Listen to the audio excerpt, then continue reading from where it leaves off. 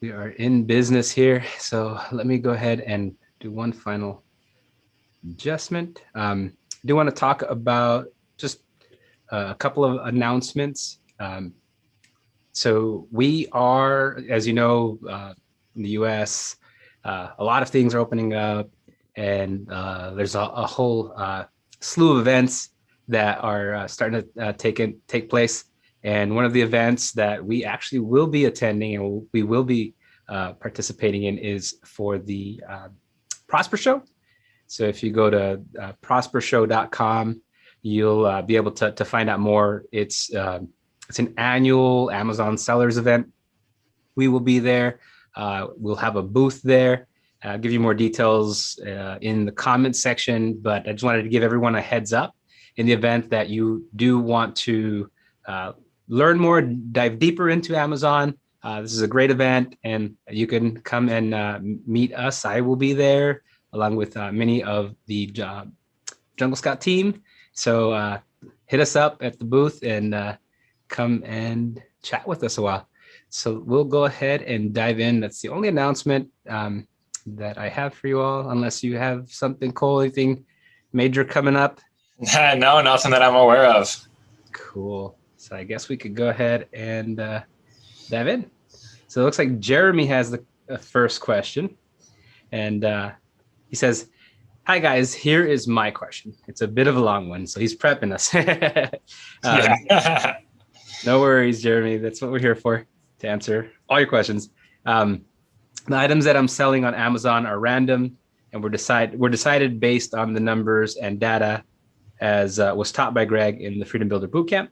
I do want to create a specific niche of items that I will be selling on my own website, example.com, and not on Amazon for now, as it is too competitive there. That being said, is it weird to sell on Amazon under my brand name, example? And then if you go to my website, it would be something totally different. I personally think that would create confusion and is not a great idea. Am I wrong? So that's, I guess the first question is, would it be odd to have two different names, one on Amazon and one on the website?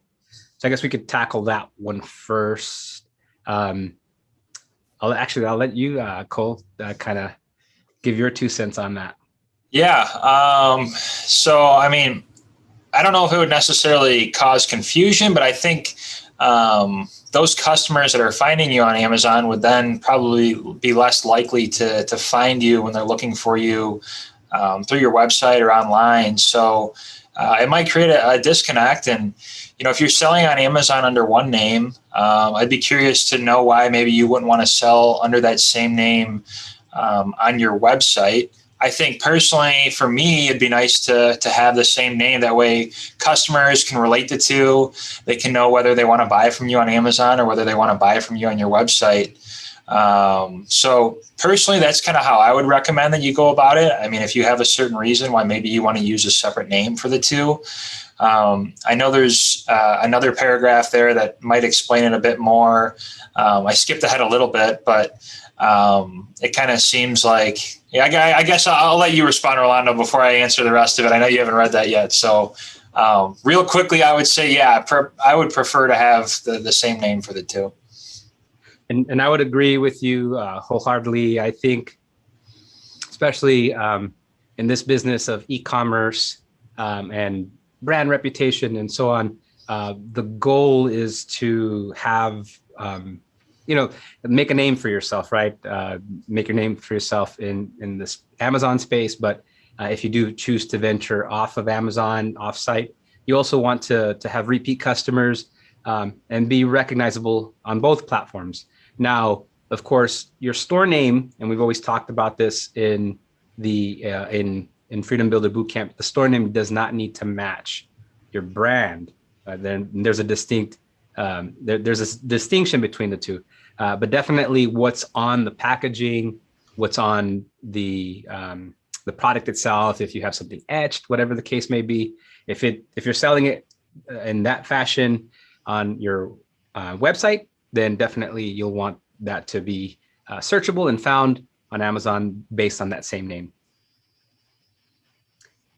So there's a second part to this, huh? And maybe I may have covered it or not. Let's see. I'll let you ask read that section there. Yeah. I'll read that. Let me just pull that up. Okay. So the second part of the question looks like, I know that with Jungle Scout, you guys have Jungle Sticks, for example. How would I go about doing something like that where you guys are Jungle Scout, but selling a specific product as Jungle Sticks? Did you need to create Jungle Sticks LLC? Is it a separate company? And did you need to get the domain and social handles, etc.? How would I go about getting something where my brand name, for example, would be Jungle Scout, and then ABC would be my Jungle Sticks equivalent? Would I need to do something that I did for that example? So I kind of think what he's getting at here would maybe be like if you're doing business as a separate name. So maybe what you could do, I know, for example, for me, I created a general name for my LLC, something that really wasn't applicable to the brand that I have, the products that I sell. And then I sell under a separate brand name on Amazon. And what you can do is you can file for a DBA, which stands for doing business as. And whatever you decide that you want to do your business as on Amazon, you can just file for that. It's a pretty simple process. So that way you have kind of official claim to that name. You're doing business as that name, but your LLC is still something separate. So for Jungle Sticks or Jungle Scout, I don't know exactly how it's set up, Rolando, but I think, for example, it could say maybe we created our LLC under the Jungle Scout name, and then we wanted to do business as Jungle Sticks, so you could file for something like that. And like I said, it's a pretty easy process, but that's kind of how you would go about setting that up. And that's exactly the way it's set up. So it is advisable to keep your LLC separate, and a name that could be a name, that could be whatever you want to call it. In fact, you don't even want to share your LLC information if possible with anyone, because for the purpose of, people can do a search and identify what your product is and find where you're sourcing from. So if you can keep the LLC separate, you wouldn't put that as your store name, and that wouldn't even be your brand name. So your brand is what you trademark. You eventually trademark. Now, that trademark, we would like it to be generic, right? Because we don't know exactly what we're going to be selling. So we want it to be generic and broad. For example, Google. Like, what is a Google? I mean, now it's a term, like you could Google something, but before Google ever even existed, that wasn't even a term that was familiar. So that's the idea, is create a very broad generic name. And as Google has done, it can venture into different components, different, first it was search, and then they got into domain registrations, and then they got into advertising. So, Google ads. And so keeping it generic will really allow you to be able to am I going to do kitchen appliances, or am I going to do, lawn and garden? And finding your niche won't be impacted so much by your name. A lot of times you'll find sellers that will kind of pigeonhole themselves in a particular niche or niche, however you want to call it, and that could present a problem. So that's why I say, keep your LLC a one name, keep your brand a different name, and the brand would be your social handles. Now we're trying to create brand reputation. So when you go in and you start doing an initial search, and I'm going to drop a link in here where you can put in a name, like a domain that you're interested in buying and purchasing, and it'll tell you if the social handles are taken for it, if it's trademark, and so on. So that's a good tool to use to start your whole trademark process and your branding process. But your brand will always be the same for the products that you want to sell off Amazon and on Amazon. Because what might happen is someone goes to your website because you're running paid ads to your Shopify store, say, for example. They find your brand, they find your product, and what they want to do is now they want to validate it on Amazon. right? They want to go in and see what customer reviews on Amazon are for your particular product, and vice versa. They might be on Amazon and they might want to validate it by a Google search to find your website. So that's why having that cohesion is going to be able to allow you to really create a solid brand that you could build on. And ultimately, the goal is to build that brand as large as possible. So yeah, you definitely want to keep the brand identity the same. Now, Jungle Scout, if you look at Jungle Stix, it's not even under Jungle Scout. Granted, Jungle Scout is the tools that we've used to source and find the Jungle Stix and many different $1 million case study products. However, if you notice, on Amazon, it's under Jungle Creations. Jungle Creations is it's just a very broad brand and trademark brand. And so then now under Jungle Creations, we could put all kinds of things: the marshmallow roasting sticks, the jungle sliders, and baby hooded towels, all this stuff that none of it really meshed initially, but it's a jungle creation. What is a jungle creation? So there really is no definition to what a jungle creation is. So yeah, get creative with that.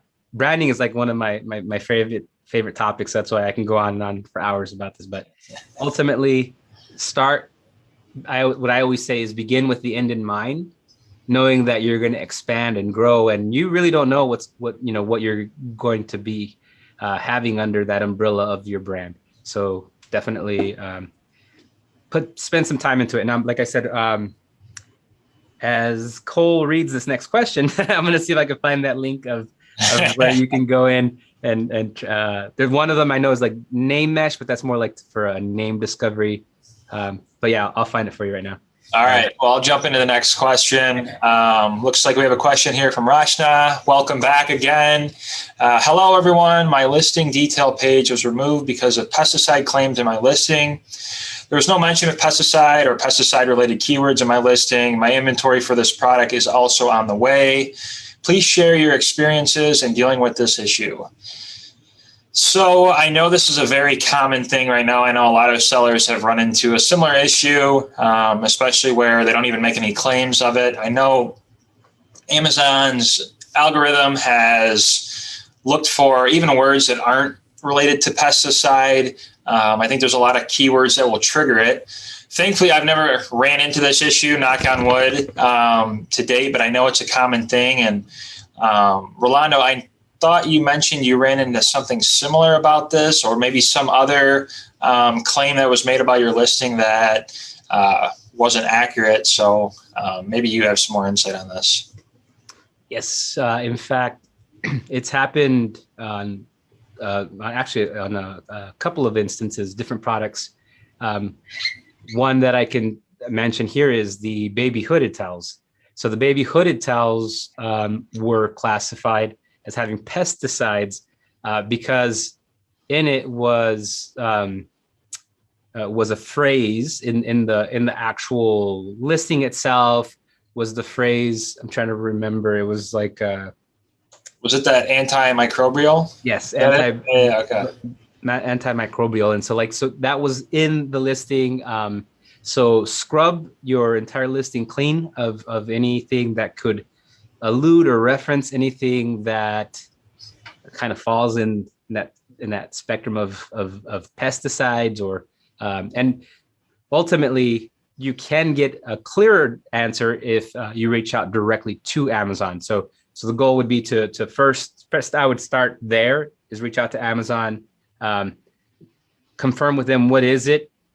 That's how I found out, was by reaching out to them directly on my multiple products that kind of they started clamping down on this phrase, I guess, and other phrases along the line at this time. So basically just go through that process, reach out to them, and they should be able to tell you what it is that's triggering this. And so then remove it.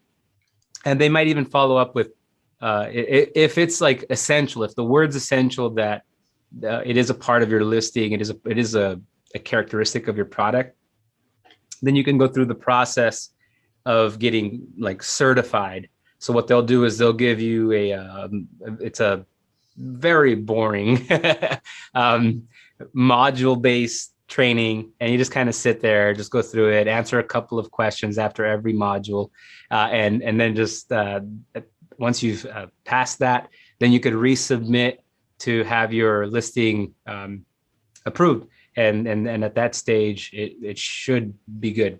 But like I said, the step one, scrub it off of any words that might be in your listing and even in your the back end search terms. So make sure like it's just nowhere to be found on your listing. That would be a quick and easy way without having to do the boring training that they offer. Yeah, I'm sure that training is not too fun.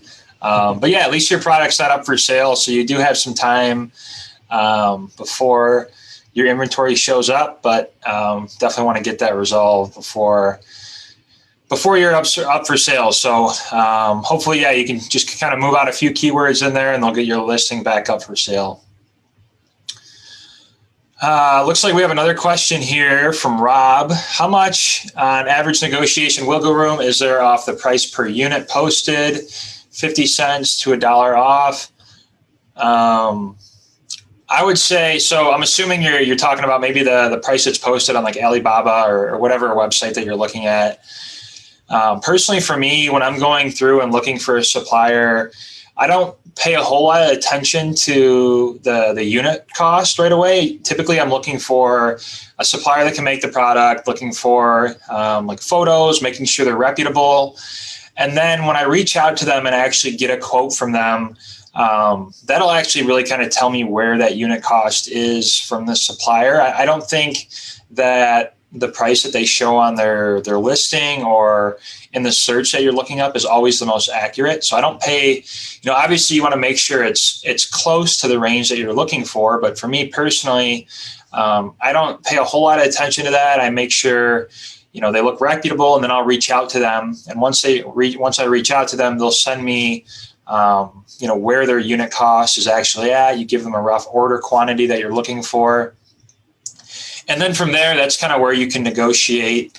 I found that typically, I don't know if it's necessarily like a certain dollar off or, 50 cents to $1. Maybe like there's like room to negotiate 10, 15%, maybe there's 20%, but it really depends on the type of the product, their margin. It's going to depend on the supplier. I would say definitely negotiate. There's always going to be room for them to negotiate. And especially if you've been working with the supplier for a long time, that's going to give you more leverage to negotiate. But if it's a first-time product, still have that conversation and see what you can get out of them. It doesn't hurt to ask. And I know from my experience, every time that I've gone that route, they have been willing to negotiate. They want the business just as you do. So I don't know if there's a certain dollar amount off, but usually there's going to be a percentage off that they're willing to go. So come up with what you think is reasonable. Obviously, you don't want to completely undercut them, but they're trying to do business as well, and they're obviously going to have room to negotiate. So, I think that would be my recommendation. I don't know, Rolando, if you have anything to add on to that. I would say also that it depends, right? We hate that word. It depends. It's like, because of the fact that you're going to have, like, for example, you're not going to have much room or leverage on a product that's priced, that has a low unit cost, right? So if it's like to manufacture the product, it's $1.50, $2, just hypothetically speaking. But if it's a product that, it's a $20 per unit to manufacture, it's like a big cumbersome product, right? Then you have a lot more wiggle room.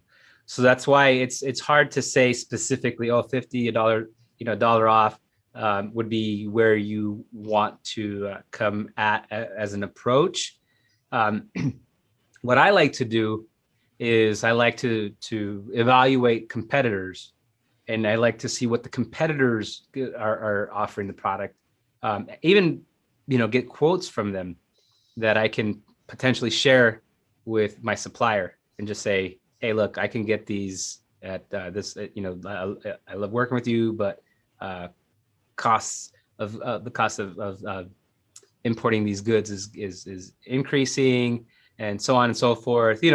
Still keep it amicable, don't be disrespectful, but say, and so I do need to increase my profit margin.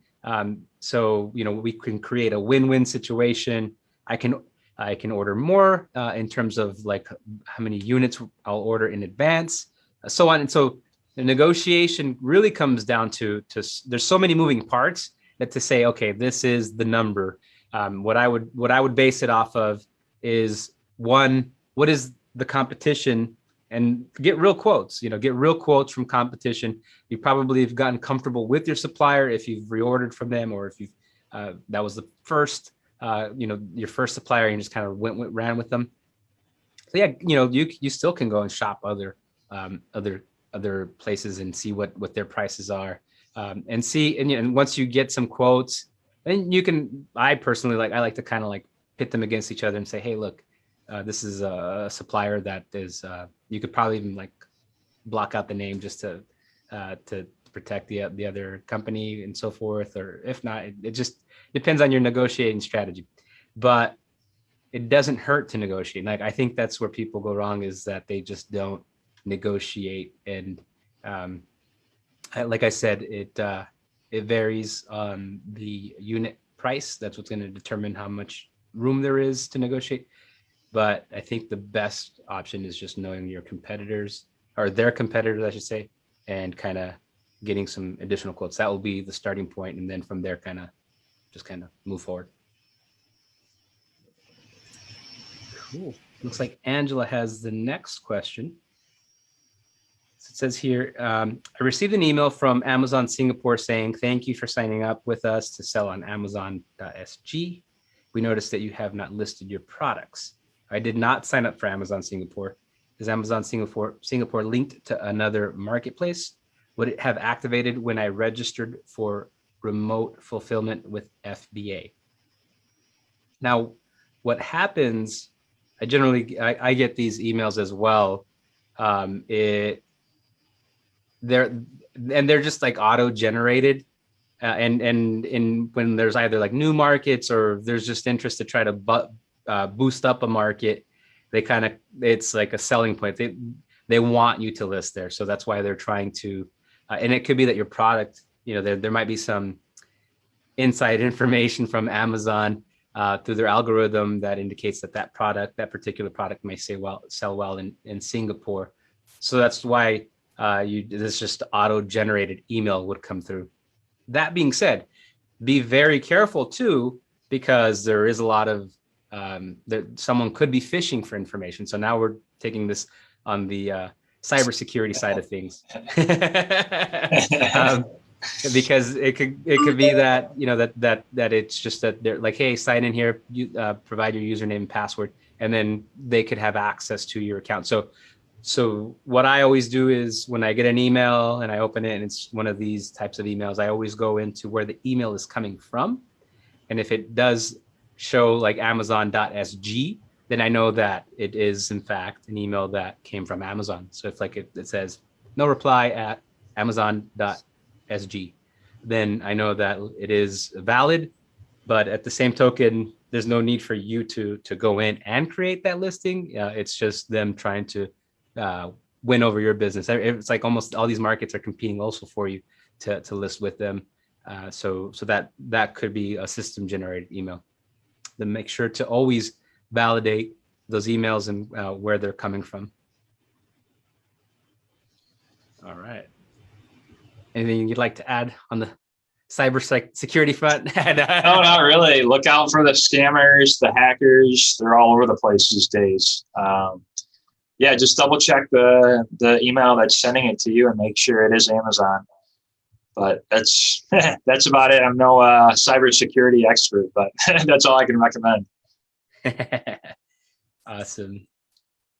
All right, I'll let you tackle this next one, Cole. All right, we got another question. From Angela here. If I update a listing in the USA, does it carry to Canada? So if you're doing the remote fulfillment, yes, I believe it will update automatically.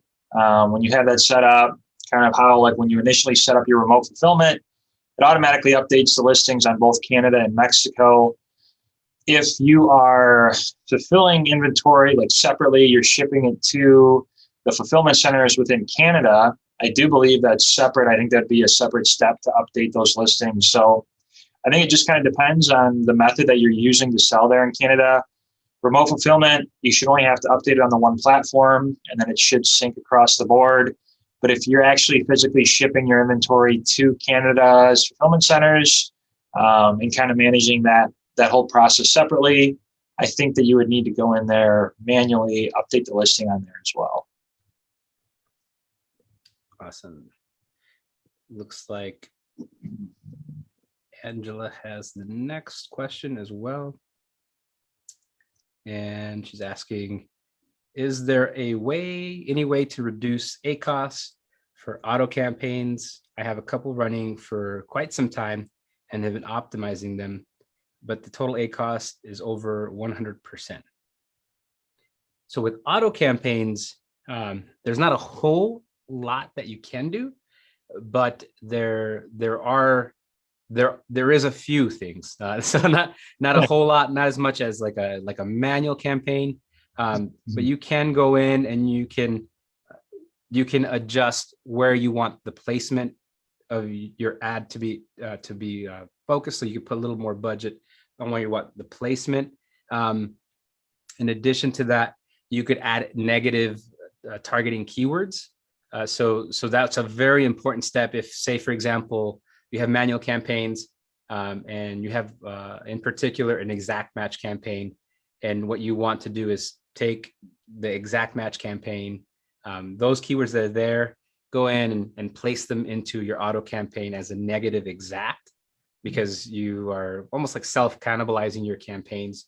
And so definitely using negative keywords would be very effective. And also, if there are, based on your reports, right, your ad reports, you find that there's some keywords that are just horrendous, that they're just a money drain, then you could add those as negative exact on your auto campaigns. And you'd want to do the same with your manual campaigns as well, because there are sometimes some keywords that just gobble up your budget, and for some reason, it's just they just keep coming up and they don't convert. They don't convert whatsoever. So I would add those as negative exact keywords. For example, I guess a general rule of thumb that we could apply to this is, if your ad, if someone has clicked on your ad 10 times and or above, then and no conversion, zero conversion, then you might want to negative exact that keyword, just because it's kind of, the odds are not in your favor there. Out of like 10, I like to see, at least out of 10, I'd like to see one purchase or one conversion. So that would be my recommendation there. Yeah, so that would be the only way you can right now. One thing that you might want to double check is make sure that your bidding is accurate. So you probably, if you have like dynamic bids up and down, you may want to adjust that to dynamic bids down only. So that might be something that you'll want to do with your auto campaign. And I think that would probably cover the bulk. So, well, the way that you do that too is if you go into your campaigns, I'm just kind of give you the steps. So if you go into your campaigns and you click onto your auto campaign, let me go back here. I have it on my screen so that I can kind of walk you through the steps. You click on your auto campaign, then click in the ad group level. So you're at the campaign level, then you get into the ad group level. Once you've clicked on the campaign, click on the link for the ad group level. And then on the left-hand side, you're going to see, oh wait, let me double check.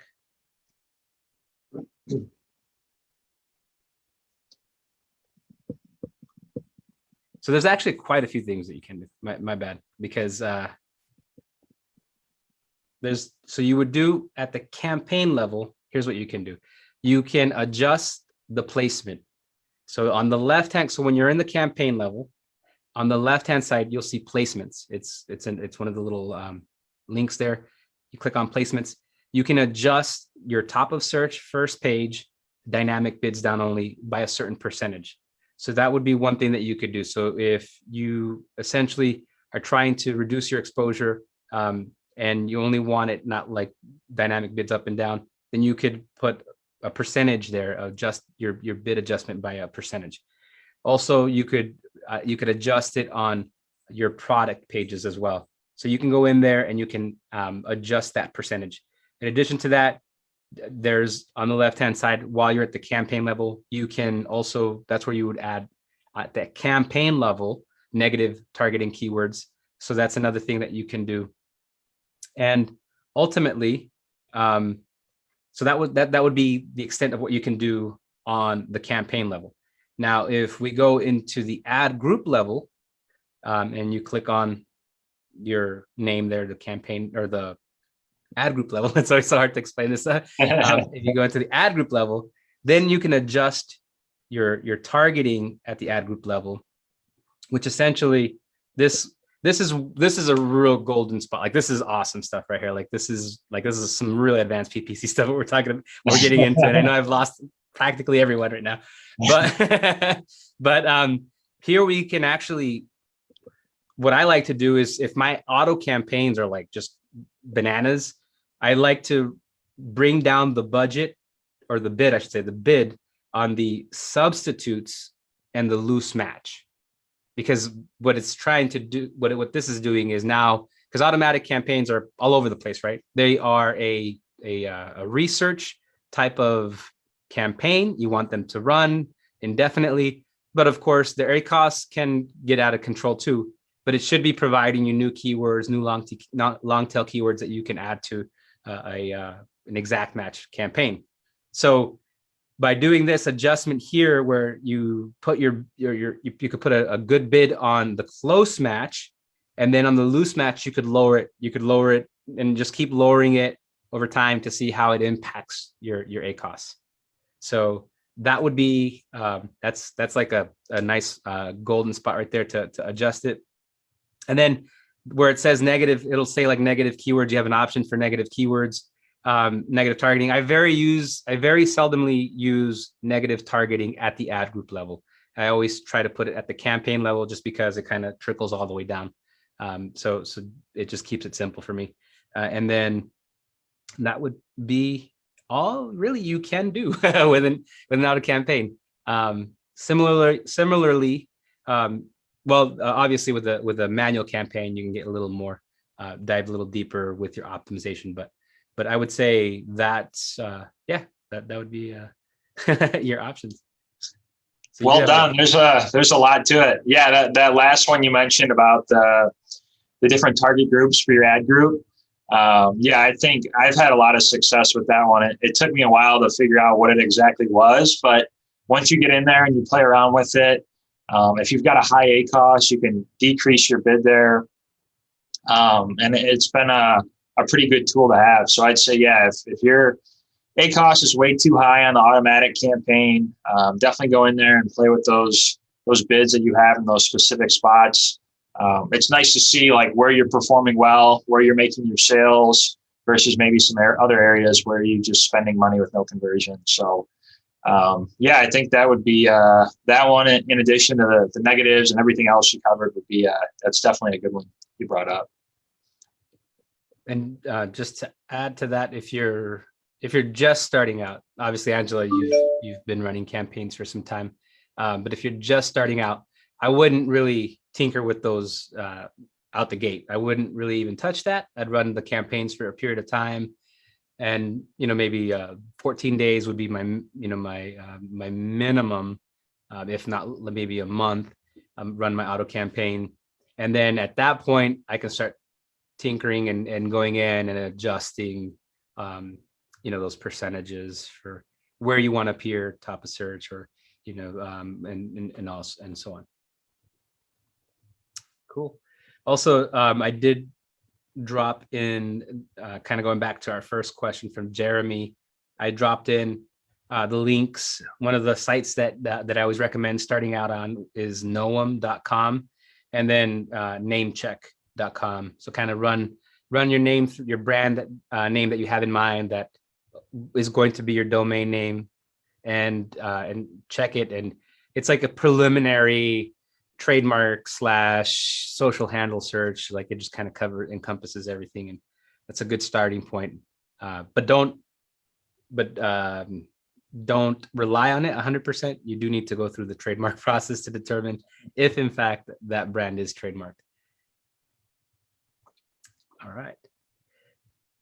So hopefully I didn't confuse you too much, Angela, but we'll be creating content on these topics. So just keep an eye out for it. And in addition, for those that are new, I would advise to go through our JungleCon content. We had some really good videos on how to structure your campaigns, what to do, how to optimize your campaigns, your listing, and so on. So if you just go to our YouTube channel, and you'll find there's right there at the homepage that we have JungleCon 2021, and the goal is we will have it also in the library for Freedom Builder Bootcamp. So we'll just provide the link once it's ready. All right. So Angela has the next question. Are there any benefits to adding a second user on the Seller Central account? Yes, I would say there are. If you are looking to have someone else that's going to come in and manage your account for you. I'm assuming you're talking about adding like an admin. Now you can control the levels on your Seller Central account as to what they cannot have access to. So if you're, say, for example, you're hiring someone to run your PPC, we're just talking about PPC, then you would want to exclude them from being able to see like your financial metrics and so on. So there is options as to what different levels of what they are. If they're an admin, then they're going to pretty much have access to everything. But then you can make them just specifically for being able to access your PPC, being able to access if they can create a listing or not. And there's like this whole checklist that you can go through. And there's some standardized options that they provide as well. I can't, off the top of my head, I can't think of them, but yeah, there's definitely a benefit if you're having others help you to manage your Amazon account versus just providing them your username and password. Definitely do not do that. You want to be able to see who did what, when, and why. Like you can, and so like if in the event that you do have someone that you've contracted doing some work and they go in and they tweak your listing and they shouldn't have, you can go in and deactivate their account. If like it gets to that extent, right? You can just deactivate the account and they will no longer have access to that portion, or you can just shut them off completely. So it's very crucial in bringing in partners and in bringing in contractors and so on. I'll let you handle the next one there. All right. So we got another question, Angela. Yeah, we'll save your voice a little bit.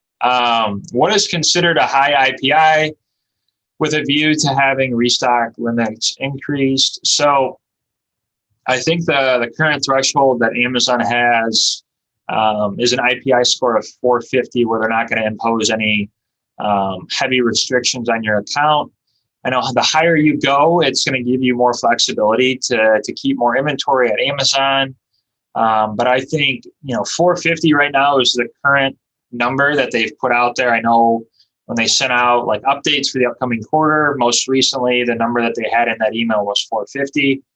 But it seems like they're always increasing that number. I know like last year at one point it was at 400, it went up to 450. And I thought even maybe at one point it went up to 500 like during the holiday season last year. But right now it's 450, and I know that they are already squeezed tight for space. So they're going to probably only continue to increase that number and make sure that you're not overstocked at their fulfillment centers. So yeah, for right now, I would say target 450, but do whatever you can to stay up. It seems like they're always increasing it by like 50 points at a time. So if you can at least give yourself a buffer of staying over 500, you're going to be in a pretty good position. It's not always easy to do that. It takes time. But I would say if you're going to target a number right now, at least be above 450. And if you can get up over 500, you'll be in a good spot. Yeah, definitely. Go into your Seller Central account. Under the inventory tab, you'll see where it says inventory planning, and there's your inventory dashboard. I would go through that and see if there's any, and then go under the tab that says, so the dashboard is just kind of like the landing spot. There's a little tab, there's like a sub tab that says performance. I would go there and see where I'm currently at.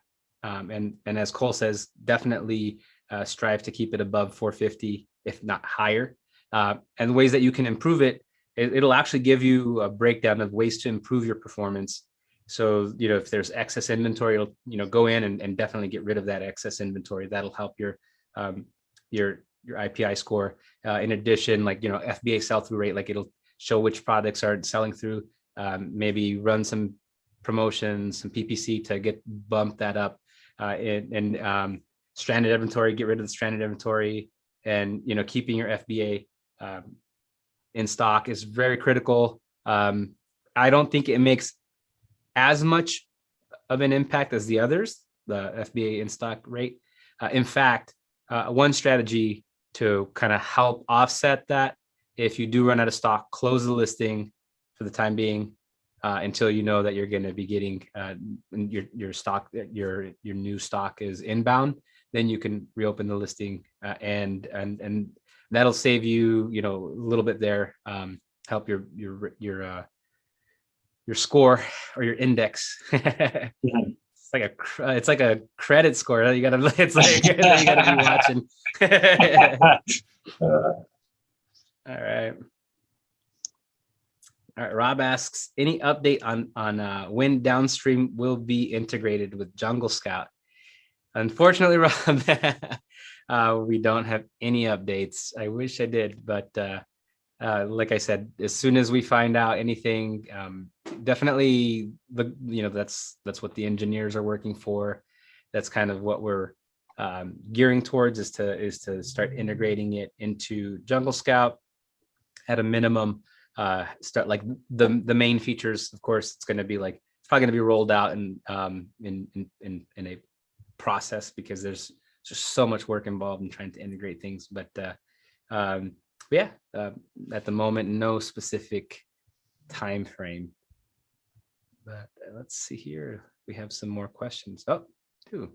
That might have been it. I'm not sure if I'm seeing any more. Actually see some here. Let me double check.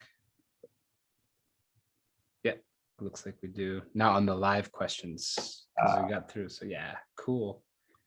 Rob asks, is it against terms of service to target Prime Day keywords? As far as PPC is concerned, no, but definitely do not ever put anything of the kind inside of your listing. So it's almost free for all when it comes to PPC, but when it comes to your listing and your backend search terms, do not ever put a brand or target like anything. Prime Day is I guess you could say a brand too, right? So do not ever use anything like that in your listing. That will be very quickly, your listing will get shut down. But PPC, you can target whatever keywords that you choose to target. So there's no issue there. What's a good unit session percentage? I don't know. I don't know this one off the top of my head. It's something that I should probably track a bit more than I do. A quick Google search tells me 12.3% is the average. So I would say if you're above that, you're probably in a good position, but it varies by category. But yeah, I don't know. Unfortunately, I look at these numbers periodically, but I don't know. I don't know them like the back of my hand. So I don't know what would technically be a good percentage. It's definitely going to vary by product, by category, by listing. I think there's a whole number of things that go into it. But looking at what the average is, it says around 12%. And I would say that that's accurate, as to around 12% would be average. Let's see here. Brett asks, I'm waiting for my first product to arrive at setting up my listing and PPC. Okay. Would you also recommend using Google Ads on some of the most important keywords as well? All right. Congratulations. That's awesome that your product, that you're at that phase and you're setting up your listing and PPC. I would say at this stage, focus on Amazon's PPC. Trying to run Google Ads or even anything like Facebook or Instagram ads, you probably don't have a process in place to really capitalize on that. It would require, in that case, like landing pages where you can capture emails and build a list. And that's where Google Ads and Facebook are phenomenal for, because you can start building a customer list.